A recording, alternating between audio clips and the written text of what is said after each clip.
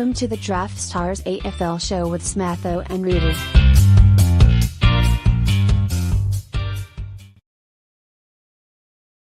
Well, welcome back.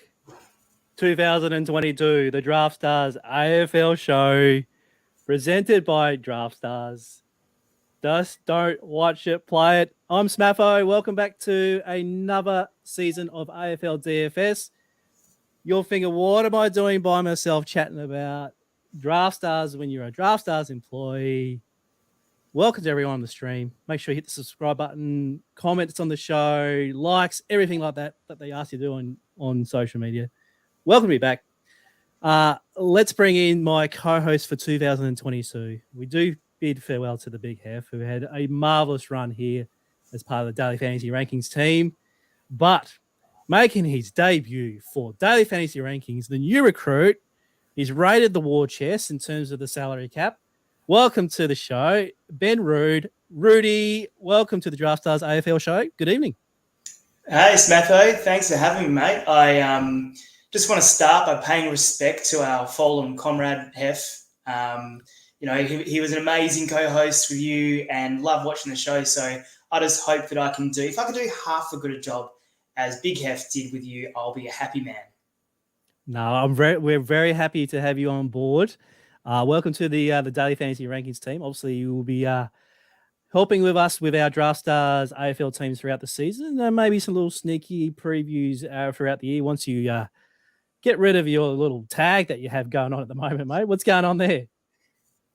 So I bit busy at the moment. Lots of things happening in Roodyville right now. Busy doing the Wordles. Just had to have my reference point. So we'll be online, hopefully contributing some articles later on in the year when the old schedule clears up a bit. But for now, just beaming through live on the YouTube airways. Yeah, excellent. Now, just a little bit of thanks for Trent for joining the show. Put your cargo out for hair. We didn't want to go low to teeth jokes. He had a great set of teeth, but none of those jokes there. Now, before we get into a massive night of AFL, which is obviously the Demons and the Bulldogs, $150,000 prize pool, I have to have a disclaimer here, Roody. Now, for those who do not know, I left Daily Fantasy Rankings to join Draftstars. So I am now part of the Draftstars team. So as a disclaimer, I have to say that I'm no longer a participant of Daily Fantasy contests as an employee of Draftstars. I can't play on the site, okay? I can't deposit, I can't bet, things like that, okay? Also, as a disclaimer, I cannot see behind the scenes people's lineups, okay? There's some sort of, Smatho might be able to see the ownerships of a particular player and things like that. No, that doesn't happen. I can't see that. Obviously, I can do some customer service stuff and things like that for you. Make sure that your experiences on Draftstars are the best that we can have. But for the show, it's all going to be up to you, Rudy, to obviously be the people's man with the DFS. Get us through our Thursday night, Friday night fixtures. We've got a special Wednesday night fixture coming up. But I can still get on the site. I can still click some names, but I can't play. So that's my disclaimer. I'm sorry about that. Rudy, let's get straight in the footy. Let's don't muck about our stuff that's been happening this summer. We want to win some cash here on Draftstars. So let's get into the preview. Is a $150,000 prize for the grand final replay. It's the Dees and the Dogs, 7:10 p.m. start at the MCG. The flag will be unfurled. As a Melbourne fan, you're going to be absolutely frothing to see that. The first time you'll ever see it. Let's check out, obviously, the teams that they did drop earlier today. Let's get on the AFL website. And you're going to have a look here of the team changes from obviously last year's grand final to round one. Obviously, majority of players are back for Wednesday night. But what do you make of the team list that dropped a little bit earlier? Yeah, a few interesting things to say here about the teams. Obviously, I'll start with Melbourne. And whilst we're talking about disclaimers, of course, I will mention my disclaimer here that I am a proud Melbourne supporter. My little premiership cup here, of course. Well done, Demons. But you'll get nothing but unbiased perspectives from me tonight, guys. So don't worry about, just do Melbourne stacks. That's not going to happen. So the teams here tonight, a couple of interesting things stand out. I'll go with Melbourne first. Firstly, 3 premiership defenders are missing from the team. So you've got Rivers, Petty, and also Hibberd who are out. Structurally, that's important for Melbourne. Fantasy-wise, I don't think there's much to discuss there. Bowie might get a bit of a boost. You can see Harms' names on the back flank. So they might get a little bit of a boost, but nothing too much I wouldn't have thought, but we'll get to that later when we start to discuss the positions. Sneaky little Jack Viney in the forward pocket there. Wouldn't worry about that either. That's just some funny buggers. But what is interesting, and probably the big discussion we'll have when we get to the value play, Smatho, is the old Tom Sparrow versus Jimmy Jordan discussion. That's going to be a big one that we're going to talk about later on. And then Jaden Hunt is into the team as well, playing that halfback flank role too. He'll be really keen to cement a spot. I don't like his chances. I'm not the biggest Jaden Hunt fan myself. Do love the headband. It makes me very jealous of when I once had hair, but don't think he's viable tonight. Over to the Dogs, the big change here, the one that was touted all week, has been the Ed Richards to the back line move, which we can see there in the back pocket. Now, we've been playing fantasy football enough to know that you don't really pay attention much to the way the Bulldogs are named. Bevo is Bevo and Lockie Hunter. I mean, I saw a tweet just before we came online, Smatho, that said the theory is that there's a leak inside the Bulldogs. And so Bevo said that Lockie Hunter was going to be dropped just to find who the leak was, And so, yeah, again, funny buggers with Bevo. Lathan Vandermeer, he's kind of, got a chance now that Lipinski's out of the team, that forward role. But pretty much they've lined up as you would expect a Bulldogs team to line up. Excellent. I want to ask you about actually last year's grand final in terms of what happened on the DFS slate, because we haven't had a game since the grand final. This is back to back here. Let me bring up the slate from last year. I've ranked it here by salary, which obviously Petrarca here at 139, 138. What can we take out of this grand final contest and obviously apply it to round 1 here? Nothing. We can take nothing out of this contest. I really think, I've been thinking about this a lot, and these teams have played some fantastic contests in the last couple of years, starting from when Bont, I don't know if you remember this one, when Bont really announced himself. We were up by like 4 or 5 points, and Bont broke through 4 tackles and snapped over his shoulder, and that was like the big announcement game for him. There have been some great contests, but we will likely never see what happened in the grand final again. Like, the momentum shifts were just ridiculous, absolutely ridiculous. Melbourne scored 19 of the last 20 goals, right? So how can you possibly take anything away from that from a fantasy perspective? If you look at the high scorers, the people we expected to score high scored high. It's just, it was a standard, a standard fantasy game, but we still saw kind of standard fantasy results, if that makes sense, So I'm not really looking into anything into what happened last time. We know, about this song. My goodness me, can we just get over this song?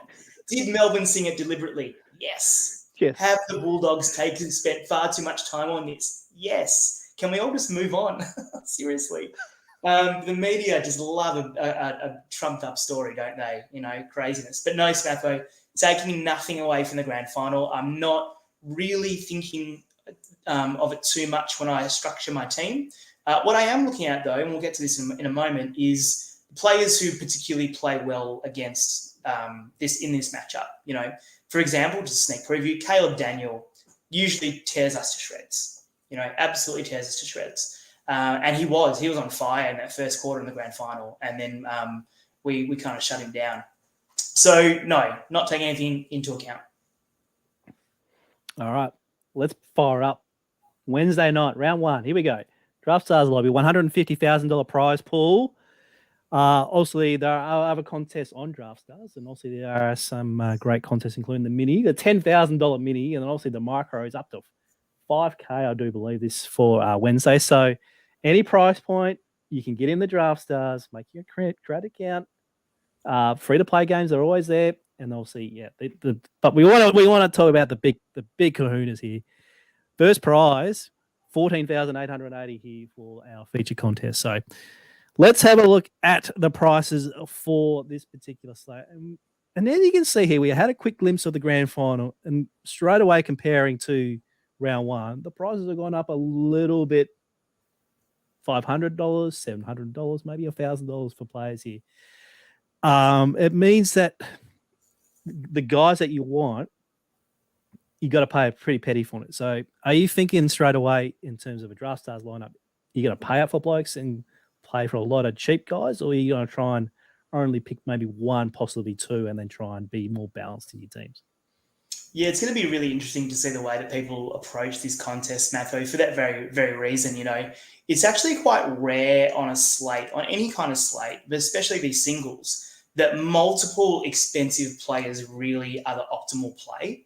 It's kind of like sometimes you've really got to nail that one or two plus 15K guy and then just absolutely smash your value or your pod plays.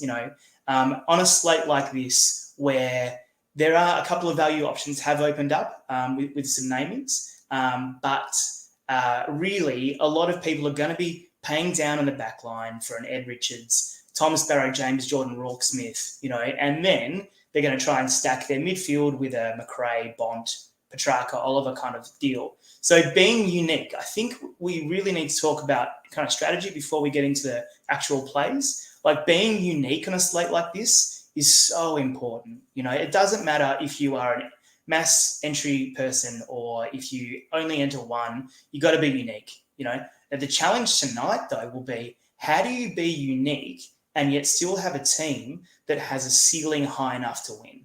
That's going to be the real challenge. And also, just full disclosure, guys, I am not a mass entry player. I usually focus on the minis and the micros because I'm not a gambling man, to be honest, but I do love my fantasy sports. I actually came into fantasy sport, to DFS through my love of season long. I know that might offend some of our friends, Smatho, the dirty word of season long, but that's where my background is. I'm not a gambler, but I do love this game. All right, so do you want to go salary or do you want to go position by position? How do you want to do this? You're the boss. Let's start with probably the most, obviously, every time I spoke to Hef, right? Long live the Hef. You got to start your rucks, because if you leave the rucks to last, you're going to find yourself, you got to start your team again. Okay, so let's start here. Ruckman. Now, Gawn's there at 16,440. Timmy English at 12,080, and then we've got our two backups at Luke Jackson 8,940, and then Stephen Martin at 7,790. I'll let you go first, and if I've got any questions, I'll come back to you. All right, I've got some thoughts, mate. So if you want to jump in at any stage, just put up your hand. Put up your hand, just like one of my students. Okay. So we'll start with Big Maxi, Premiership captain. Just Big Maxi, just throw that in there. Premiership captain again, that's twice. Now, look, obviously he's got definitely the highest ceiling of all the ruckmen. That's no surprise, of course. And we see that reflected in his price.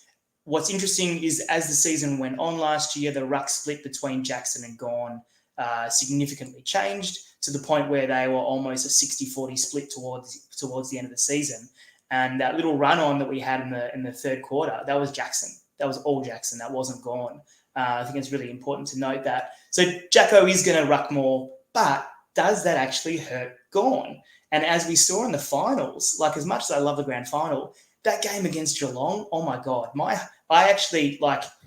got a Apple Watch and I got a heart rate monitor because I was sitting on the couch and my heart rate had gone too high. It thought I was having a heart attack. Gawn was amazing that game, and we've seen that he can easily go forward, kick a couple of goals. So if he's 2 goals, 6-7 marks, 15, 18 possessions, mate, that's a 120, 130 game, and that's what we want. So look, you got to have some Maxi tonight. He has traditionally tailed up English and Martin if they play. I think in the last 5 games he's scored above 100 in every one, but he hasn't really smashed the Bulldogs in recent times. He's banged the ball for 100, but can he really get that? If he's 16K, we need more than 110, don't we? So that's the dilemma with Maxi is can he really get the true value? But as we've seen on the grand final slate, you don't necessarily need to have the value play to be the winner. All right, so over English, I love Tim English. I think he's an amazing player. I think he's a very misunderstood player, being that he's not your traditional ruck, kind of like Jackson, but just not as good. So again, Tim English, if he can grab a couple, I think he had 8 marks against Brisbane on the weekend. And they had good ruckmen. English scored very well last week against Oscar McInerney and Darcy Fort. They're no schlubs. They're good players, So Timmy English is definitely in my pool. And then we get to the value plays, the backups. And I see them as really quite similar in that they're both kind of like, what do we want from them? Martin ceiling, a 60, do you reckon? 60, 70 on a good day. Jacko really has to have a couple of marks, like 5 or 6 marks or a couple of goals to get his 90 to get 10x value. So I actually probably would go Gawn, English, Martin, and then Jackson as my ranking for the ruckman. Quick question: would you consider double ruck? Yeah, definitely consider double ruck if you can make it work. Definitely put Timmy in the forward line. Triple ruck, mate. How many times have we seen a triple ruck win a single slate? It happens. It happens an inordinate amount of time. Like, it really does. Go triple. Go nuts. Go nuts on the triple. I like it. Yeah, Heifer would said no. So I like it. I like this here. This is fantastic. All right, let's move on. Defenders. Obviously, Salem had an awesome grand final last year. 14,310. He's going to be... Well, he's always low-owned because of his salary, and you want to really jam in these midfielders, especially from both teams. So, great point of difference there. Caleb Daniel smashed it grand final too. 13,530. Maybe a price that is a risk. Again, another great point of difference. Do you want to touch on those two, or do you think, well, maybe not? No, I totally agree with you there, mate. I mean, if you want a unique lineup, then you could go Salem and Caleb Daniel, and you're unique straight away. It would mean you'd probably have to play Steph Martin and probably 2 of the 6K guys to get to get that team that has a high enough ceiling. But that's an awesome way to get unique. I mean, let's be honest, the value plays in the back line are going to be quite popular. Ed Richards is going to be seriously popular, especially when we talk about the fact he's been, even players in his own team have said, we're going to give him the ball more, So, you've got Dale and Williams and Daniel, but Richards will also get a fair bit of ball. Of the cheaper guys there, Joel Smith, not on my radar. Alex Keith, I mean, maybe, I suppose. Again, I don't think he'll be a very high-owned option. It'd be a good way to get off the Sparrow, Jordan, Rourke Smith kind of combos in your midfield. Jake Bowie, like I said in the intro with the teams, I just don't think, I love this kid. His skills are amazing. I really like him, but is he a proven fantasy performer yet? No. And, yes, Rivers isn't there and Hibbert isn't there, but they're not traditionally big scorers anyway. So it's not like Salem isn't there and we've got no distributor. If Bowie was playing the Salem role, then sure, no worries, lock him in. But, I don't know what we can expect, maybe a 50 to a 60 from Bowie, which wouldn't be bad, but I don't think you're going to win with that, unless one of the other value plays completely tanks. Going up the ladder of salary, I do like Bailey Williams and Bailey Dale. In fact, my correlation play would be a Daniel Dale stack. I think will be quite unique, and I like the correlation you get there. Or you can even go Daniel Dale, Daniel Williams, Daniel Richards. I like all those correlations there, and I think they would be I don't think that Daniel Richards would be that unique. I think a lot of people will go Daniel Richards, but Daniel Dale or Daniel Williams, I think you might get a bit of unique quality about your team there. But in terms of the Melbourne key defenders, no, I never really am a fan of playing Lever or May. Jaden Hunt, no, for me. Shaki, depends on his role. What do you think? Where is he going to play, forward or back? Who knows? He's been named forward, hasn't he? Well, you can play him as a defender or forward here on Draftstars. So he might find himself popular in that forward spot. I don't think having him as a defender is a great selection, but as a forward, you can take shots on that. But I think I know where you're going here. I think Bulldogs options will be pretty popular. Correlation Bulldogs option, because those, apart from Salem, the rest of the Melbourne defenders, you take. There's no ceiling. There's no ceiling in the Melbourne defenders. No. Okay, let's move on to forwards. I want to go forwards this time. We'll leave the midfielders to last. Now, we got here, obviously, our popular midfield options obviously dominate forwards here. So, is there any, we can talk about Dunkley, Treloar here if you like. Obviously, we talked about Ting English already, but the Melbourne forwards did a really good job in the grand final. Neil Bullen, Bailey Fritsch, to extend Ben Brown, even Tom McDonald. Obviously, you like to see a massive Melbourne win first up. Do these key forwards give you the key to a successful lineup? Well, they might give you the key to a unique lineup. Not necessarily successful, though. I think, it's clear that as midfielders, Dunkley and Treloar give you the highest ceilings of all those forward plays. And by quite a lot. I mean, let's consider that Fritsch kicked 6 goals in the grand final. I mean, he still didn't break 100, whereas a normal midfield game from Treloar, and he gets you over 100, and same with Dunkley. So I think Dunkley and Treloar will be popular plays, both in the forward line and the midfield as well. They're really well priced, and they allow you to do things a little bit differently rather than going for McRae, Bond, Oliver stacks and stuff like that. But the Melbourne key forwards, I think it's going to be a bit of a lottery this year, to be honest. I mean, they apart from Tom McDonald, who plays that kind of higher forward role a lot of the time, Ben Brown's looked really sharp in preseason. I don't look into preseason form a lot, but he has looked really comfortable with the team, especially towards the second half of last year. I think when he first came into the team last year, he kind of struggled to fit into the way we move the ball. But now that he's been playing for most of the year, and he had a terrific final series as well, I actually, to be honest, I always hated it when the commentators said he marks the ball at the highest point. I hate that phrase because the highest point would be bloody 100 meters up in the air, Yeah. But when he does extend his arms, he marks like this straight up instead of like that. He marks it like anyway. So he's going to be a threat. He's actually my preferred Melbourne forward play.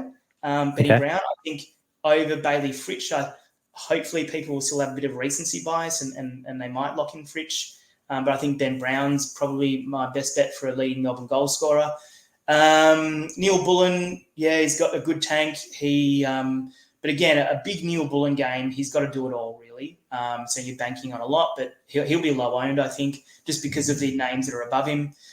My favourite Bulldogs play in the forward line is going to be Aaron Norton. I thought he looked amazing last week. And I know that May and Lever are still there. I'm not gonna whinge and say, oh, we don't have our back line. We do. We've got the 2 best key defenders in the competition, arguably, or the best key defensive duo in the competition with May and Lever. So, it's not like we're undersized, but if the Bulldogs can work out their forward delivery, which was just shocking on grand final day, Norton could easily kick a bag. And he's well priced, like just a tick over 9K. That's a really good price for Norton. Spargo and those guys, no. Hannons and no. Cody Wakeman, I think, will be popular just because, he just always is for some reason. He seems to bob up and kick 2 quick goals in the pocket, and all of a sudden he's on 40 points at quarter time, and you'd be like, why don't I have Kobe Wakeman? And then also he peters out to a score of 55. And you're like, okay, well, that's fair enough. But he can bob up. Yeah, and that's the thing. I actually went back and looked at his stats, and when he had big games, he kicked 3 or 4 goals, So you need him. He cannot score well without goals. He needs to kick goals. And also, I kind of think there are some players we are drawn to because of the commentators as well. The commentators love Cody Wakeman. They absolutely love him. And I think he's a good player, don't get me wrong, but I don't think he's as good as people make us believe he is. And I think that affects people's that influences people when they build their teams. Yeah. And then we get to the Josh Shackey, I think could be a really decent play if he floats behind the ball and they play him as that kind of spare defender. If he plays forward, I don't like him as much. But I think you made a really good point before, Smatho, when you said that if you're going to play him as a forward in your team, and hope that he plays as a defender in real life. Yeah, if that makes sense. Yes, that's a really good point. Yes. All right. So, obviously, in summary, sorry, Vandermeer is the other one, where you don't really know what you're going to get, what role he's going to play. I'd say you play that half forward role. He could actually turn out to be one of the better value plays of the whole slate, to be honest. So I'm definitely going to have some Vandermeer in my mini teams. Excellent. Yeah, I think that cheap price at 6.2, he's going to be one of my popular forward options outside of Dunkley, Treloar, and possibly Tim English. I think that's, again, that's more Bulldogs for your teams there. All right, let's move on to the midfielders. Obviously, the your boy Christian Petrarca leads the slate there at 17,340, and then obviously you got some fantasy pigs there. McRae at 16.6, Oliver at 16.4. Bailey Smith's an interesting one at 14.2. Let's start the top three, and then obviously we can work through the mid-tier guys through as well. Yeah, I kind of had like a little ranking of their ceiling. And I should also make a statement that, we know a fair amount of guys in the industry who run off projections and all that kind of fancy mathematical codes and scripts and stuff like that.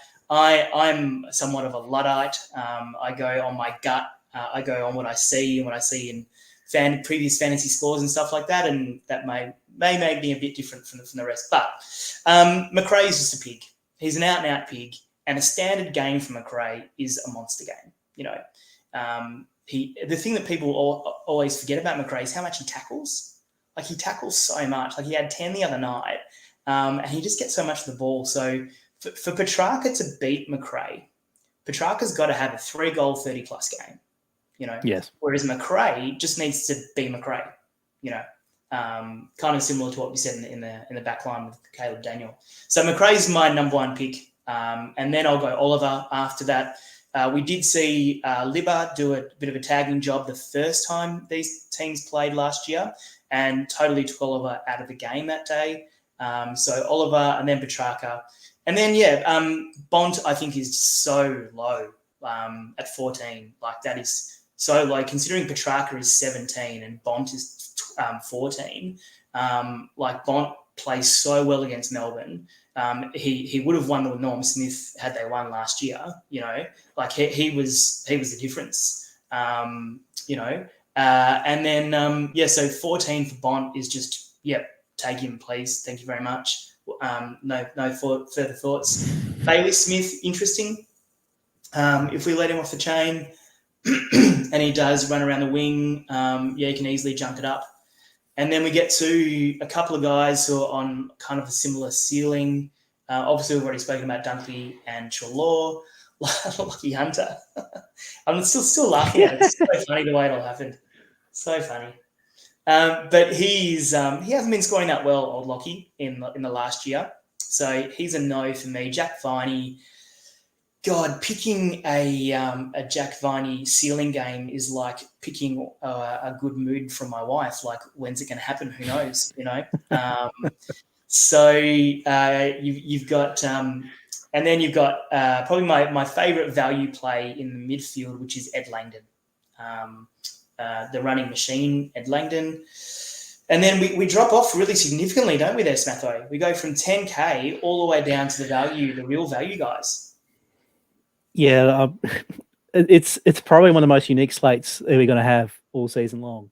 Obviously, as the season goes on, we're going to have 10K guys, 9, 8, 7, 6, 5, whatever. But that fall off between Brayshaw and Sparrow is significant. So it means that we have to focus on this bottom three because they're going to be in a lot of teams. Okay, but the question you have to ask yourself: am I playing 1, 2, or possibly 3 guys? What do you think? Well, I mean, let's say that you put, let's say that you put Dunkley and Treloar in your forward line. Then you can play 2 of these guys. So you can play 2 of the cheap guys. So let's say we put in, I don't want to play both Melbourne players. I think only one of them will score well. So let's go Rourke, Smith and James Jordan.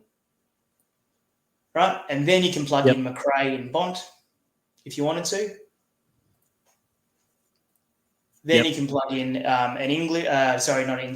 Steph Martin, go for a value ruck. Then you go for Ed Richards. Oh, hello. There's enough for Caleb Daniel. Bang. And that's actually one of my preferred lineups, to be honest. A full 8-1 Bulldog stack, because in that stack, what you've got is 4 Bulldogs midfielders, all with the potential of 100 plus. You've got Caleb Daniel with the potential of 100 plus, and then you're hoping for your 60s from your 3 value plays. So that's actually one of my preferred lineups there. It allows me to jam in those bullies mids, but also get access to Caleb Daniel at the same time. So in terms of just breaking down the Jordan Sparrow split, oh God, I think this is really going to be one of the crucial decisions to, as you said, to nail these 3. I think that Sparrow is going to be our next key inside mid, right? Whereas Jimmy Jordan plays more as that wing kind of role, like kind of an outside mid. So they've both got kind of similar potential scoring. I think Jimmy Jordan has more of a potential to rack up some marks and kicks than Sparrow does. So I'd probably put Jordan just a little bit. Thanks for that, Trent. I'd probably put Jordan just a little bit higher. And then Rourke Smith, I don't know about Rourke Smith. Smatho, his role can change week on week, as it can with many Bulldogs players. So, I think we saw him play a little bit in the forward line, and then he has played in the back line in the past as well. So, it's really nailing those picks. Yeah, I reckon if you were going to pony up for a second team, I think I can see it straight away where you just get off Rock and go to Tom. All right. But again, that lineup looks a bit more chalky-ish. All right. Don't really see much point of difference out of the insights that you've given on the stream tonight. So take your screenshots there. That's Roody's first big team of the week. I'm looking forward to, obviously here at Draftstars, I can do some proper analysis of people's lineups post Sara, and I'll come back next Wednesday to tell you how you went. So there it is. Go ahead. Do we need to post one of those "this is not financial advice" disclaimers, please? This is a daily fantasy show, Rudy. We're here to make cash, mate. We're not here to say, just get. Hang on, I do have to say, 18 plus gamble responsibly all times. 1-800-858-858. But and obviously our tips, are obviously just we use our usernames, all those disclaimers. All right, but what's the point here? Just talking players that we're not here to make some money. But anyway, take a shot of that. All right, we're wasting people's time here. Now, Rudy, let's wrap things up, because obviously we got a huge week of Draftstars action. Before you go, a bit of a plug. We've got a $100,000 contest on Thursday. We've got a $100,000 contest on Friday. $100,000 contest on Saturday. $100,000 contest on Sunday. Add in a little bit of NRL, which is obviously gets away on Thursday. Add your NBA. Add your golf. Add the Cricket World Cup. All that things like that. Did the sums today, Rudy. You want to guess how much in prize pools Draftstars are giving away from tomorrow till Sunday? Let's go 750. No, 1 million in prize pools. Wow. Over the next 5 days. Okay. Draftstars.com.au. Make sure you have an account. Rudy and I will be back next week for round 2. Keep an eye out on our socials on Daily Fantasy Rankings, and also at Draftstars as well for any tips and ideas. Make sure you give us a like on the way out. Download the podcast. Subscribe to the YouTube channel. Make sure you're all that stuff. All right. Rudy and I will be back next Tuesday. Rudy, great first episode. Just straight in after the grand final effort. You're straight in, mate. Congratulations to you, mate. Thanks, mate. Thanks for having me, and good luck to all on the weekend. Excellent. Thank you very much. We'll catch you next week.